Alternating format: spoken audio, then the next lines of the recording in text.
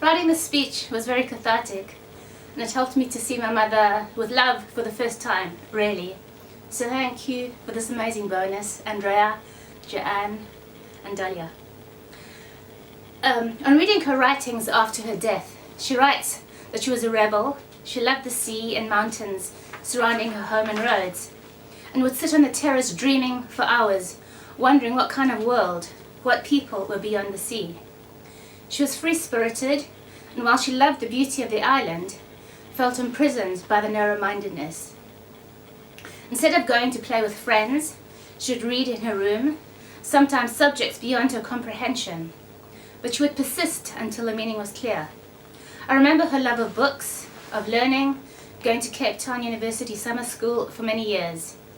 I remember her pain and anguish, which became worse over the years, but in the last few years of her life, her close relationships eased up, and I thought we got a glimpse into what she would have been like if she had married the person she was in love with back in 44, 45, and if she hadn't had a mastectomy in her 30s. She felt misunderstood and titled her book, Yesterday, Today and Tomorrow, Misunderstood Always. She wrote really well. I wished she had shared her writings with us, a gateway into her deepest thoughts. She suffered profoundly, but she loved bridge, her grandchildren, and books, especially biographies in particular, to learn how others solve their life problems similar to her own. She was artistic, and this is evident in her dress style, as well as the incredible cakes she would make on some birthdays, exquisitely detailed icing. What did she mean to you? Her suffering showed me the importance of following one's dreams, which she didn't, even if family don't understand or support you, of letting one's imagination fly.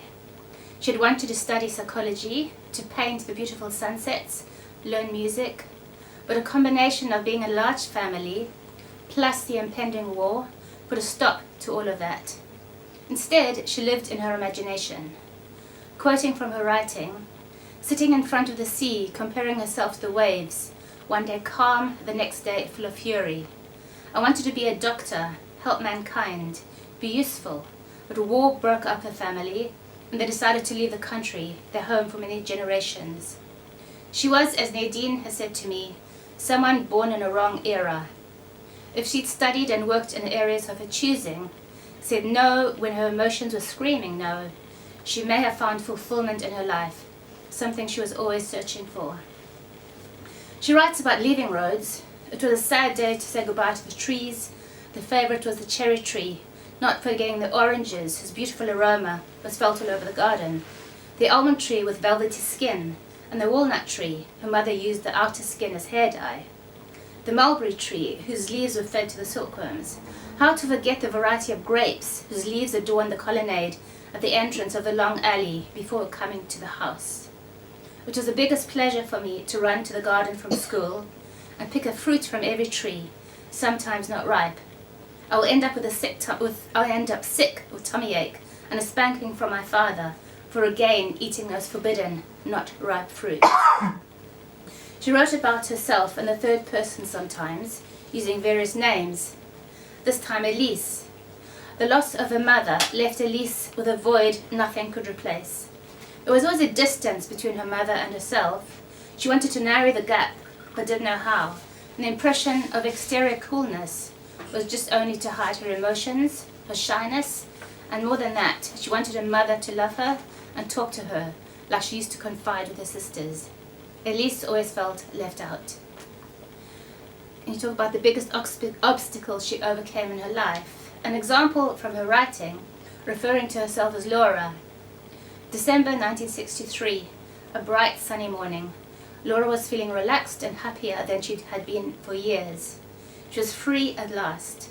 The years of insecurity, frustration, and despair were behind her, as she finally took the courage to put an end to a marriage arranged for her that was no marriage at all. She did not have to pretend anymore to friends and relatives and keep on smiling to them and crying when alone at home. A few months earlier, the divorce was finalized, and a big relief it was. She goes on to write that she had a doctor's appointment that day, which turned into a nightmare and a mastectomy, which she was completely unprepared for, and which drove her into deep despair. She was only in her 30s and while beautiful, felt herself mutilated. She writes it took her years to recover. She would reject any interest in her from men, while all she wanted was their companionship. More from her writings, this time referring to herself as Adrienne. A few decades later, after 2 marriages, one lasting too long, the other one too short, Adrienne found herself alone again. The only way to quench the fire of her burning soul and to alleviate the burden of her mind was to let these pages share her thoughts, screaming to get out. She would spend time attending lectures to help her understand human behavior, but in particular to find an answer for her own doubts. She was very sensitive and easily upset at being often misunderstood. But above all, she needed a companion, someone to care, to share, to rely on, give her moral support. She needed security, tranquility, and serenity. Could she find that in another human being, or rather in herself? Now writing as Elise, the years spent with Norman, Uncle Reuben, were peaceful, carefree. Elise was proud of her husband. She would look up to him and not be embarrassed by him, and Norman was happy to be with Elise. There was such an understanding and communication between them that made one finish the sentence, the other one started. The big difference in years was not a drawback. Norman is gone. After a brief illness, his heart gave in. Elise is again alone, desperately lonely. She knew when she married him that it was not only the age gap between them, but also his health condition, as he had had a heart attack some years before. She missed him terribly.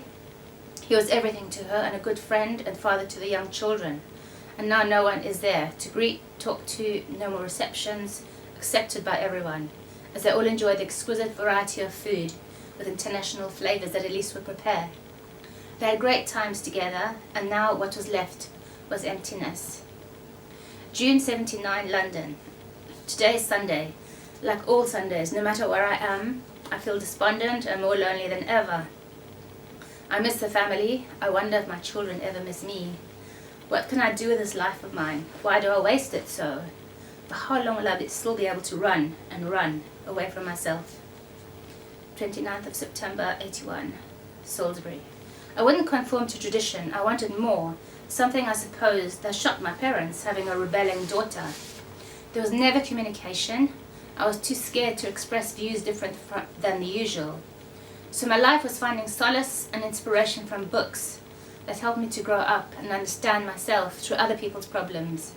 But it didn't teach me how to face and solve my own problems. I had to learn the hard way how to cope with a life so full of unhappiness and difficulties, a life that left so many deep lines on my face from too much thinking and despair, and above all, loneliness and misunderstanding, even from my own children. If we knew in advance all the heartbreak and the disappointments, the blasted hopes and the broken dreams, the small sorrows and the inconsolable grief that awaited us, could we find the courage to venture into the future at all? What about what makes you smile? The story she wrote when on the ship from Rhodes as Elise. Elise and her sisters were not allowed to enjoy themselves or take part in the dances organized on the ship. The fear that they might fall in love with a stranger or any of the officers aboard worried her father so much that he forbade them to take part in any entertainment. But one is young, and Elise met a handsome officer when her parents retired for the night. She was so naive, and he was an expert in dealing with affairs of the heart. He knew the right thing to say to a novice. The fact of meeting secretly was so exciting for Elise, and she fell in love with him, as any young girl would have done. After 2 weeks of stormy seas and enchanting moments, the ship anchored at the port of Beira in Africa. There were sad goodbyes and arrivederci. They promised to see each other after the war, but the war caught up with a handsome officer who told her that her lips tasted like immature cherries. She didn't know what it meant. What traditions have been passed down? The love of learning. I'm learning more now since my 50s than ever before, having changed career about 12 years ago. As a family, we were often separated from the word go. Viv and Vic in boarding schools, and me staying with Aunt Esther until I too was sent to boarding school suddenly. So our family life was very unsettled as she needed to travel to get relief from her life. There's something about your mom you think no one else knows. She was in love with someone in the Congo when her marriage to my father was arranged and announced, which she had not told her father or anyone else. I think she would like to be remembered as someone who loved to always be thinking deeply, learning and questioning, and as someone who, as you've heard, wrote poetically and movingly. She loved travelling the world, was courageous, enjoyed meeting people. She was proud of her Sephardic heritage, her Menashe family, and her beautiful childhood memories of cycling on roads on the weekends with friends. She would have been very moved by this gathering of her extended, warm-hearted, multi-talented, and generous family.